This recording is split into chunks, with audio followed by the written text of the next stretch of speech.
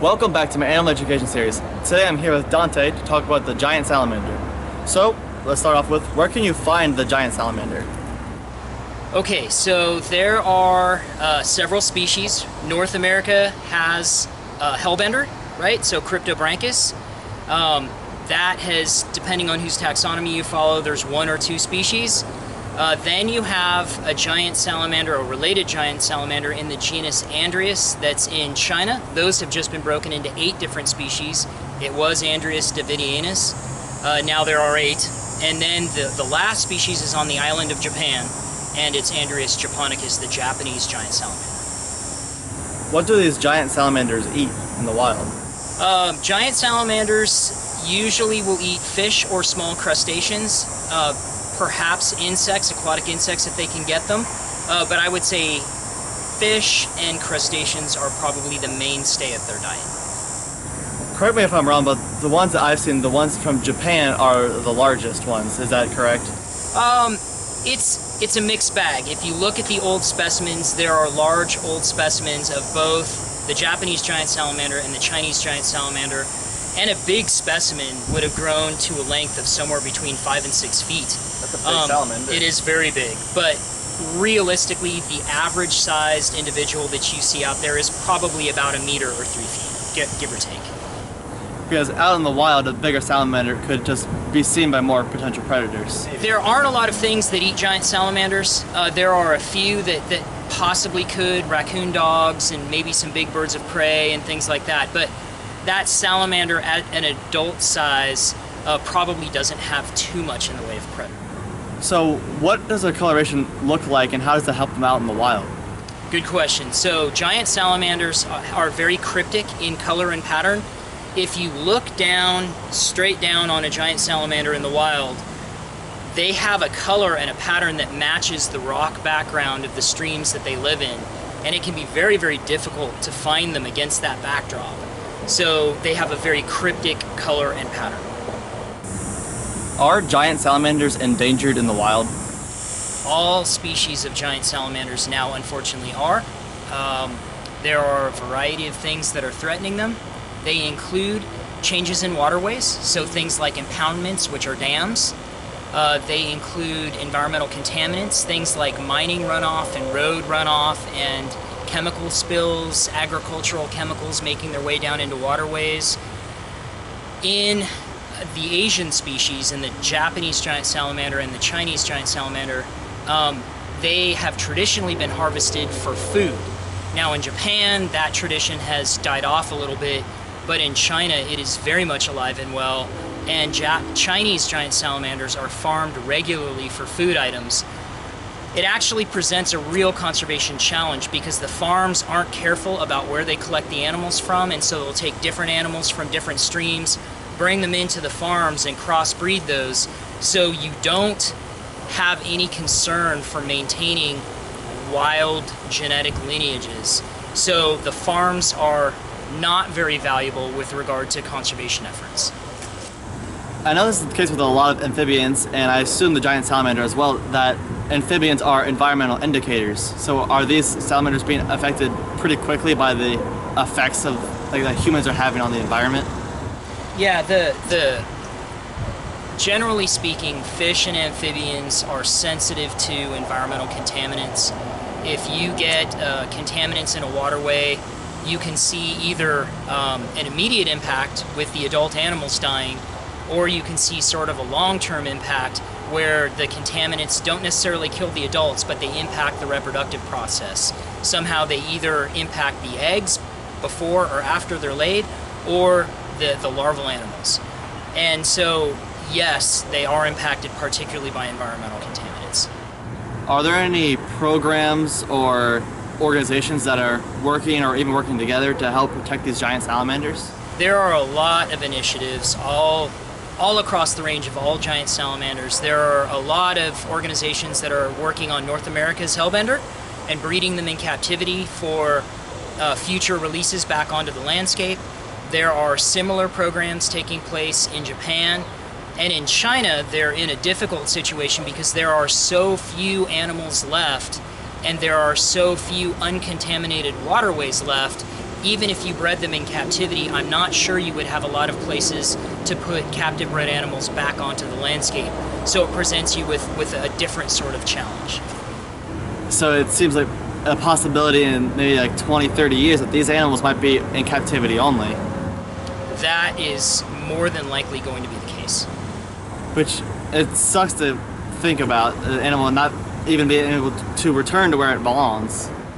Unfortunately, that condition where you have a species of critically endangered animal in a lab, in a zoo, in an aquarium, in a conservation breeding facility, but you don't any longer have the habitat or an appropriate place to put them back. That's going to become more and more common over the years, and we're going to have to start looking at how to deal with that, because that is not uncommon even now.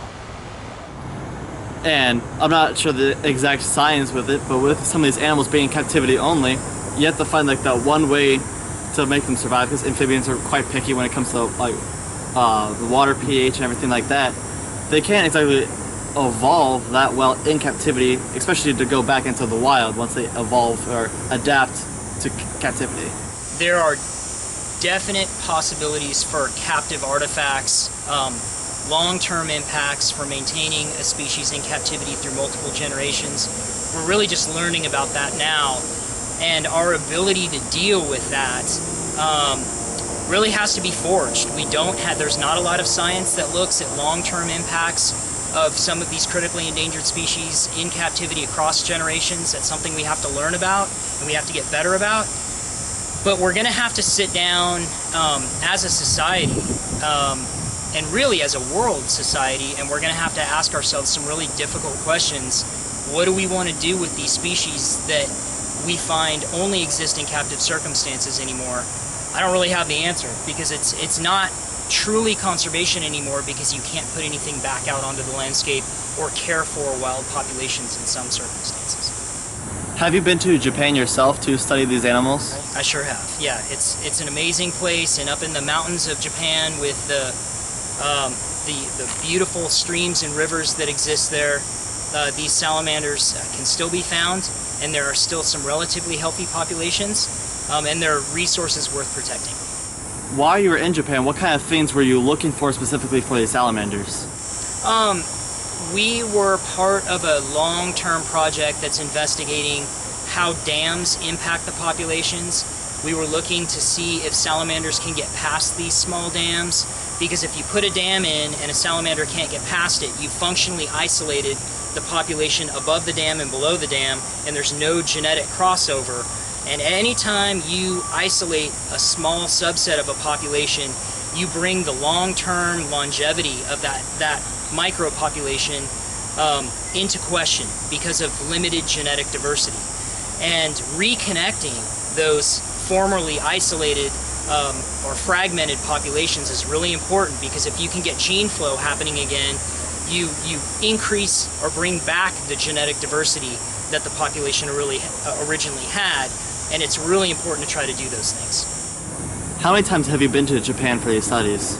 I've worked in Japan a handful of times, and I've worked in China a little bit more often. But there are some folks that have spent their entire career working with these species of giant salamanders that have done very impressive work and are very dedicated with regard to the conservation of these animals. Back to the animal itself, what adaptations does this salamander have to survive in the wild? Sure. So, giant salamanders do the vast majority of their gas exchange across their skin. And if you look at the sides of giant salamanders, you notice that they have excess skin folds that increase the surface area and increase the ability of gas exchange across that surface area. That really helps out. They have a flattened body, so they're hydrodynamic, right? They almost, in all circumstances I'm aware of, these salamanders live in flowing water, oftentimes strongly flowing water, so they need to be able to really keep their bodies down against the substrate, otherwise they would get washed away. They have a suction feeding mechanism where they'll open their mouth suddenly and take in a large volume of water with a prey item. That's another character that really helps them survive in these fast-flowing systems, rivers and streams. So there are things that you can see in these salamanders that make them ideally suited to mountain streams. It's been awesome like hearing you talk about these salamanders, which you've devoted a lot of time and effort into, and you definitely know a lot about them. You could probably talk for hours and hours. So maybe we'll talk about more off camera. But what is one of your favorite things that you have learned about these salamanders? You know, there's a really neat thing that happens when Japanese giant salamanders start breeding. The male will pick a site where he feels it's good for clutches of eggs to develop, and he will defend that site, and females that are ready to breed will approach him, and he's then called a den master. And he will allow a female in, and they'll breed, and she'll lay her eggs, but then he kicks her out, and he protects the eggs. And sometimes you can get several females going into that den and laying their eggs, but he always ends up kicking them out so that they don't turn around and eat the eggs that are confined in that space. I think the reproductive system of Japanese giant salamanders is just fascinating. Thank you so much for telling us about the giant salamanders. It's an animal, or animals, that I definitely didn't know about myself.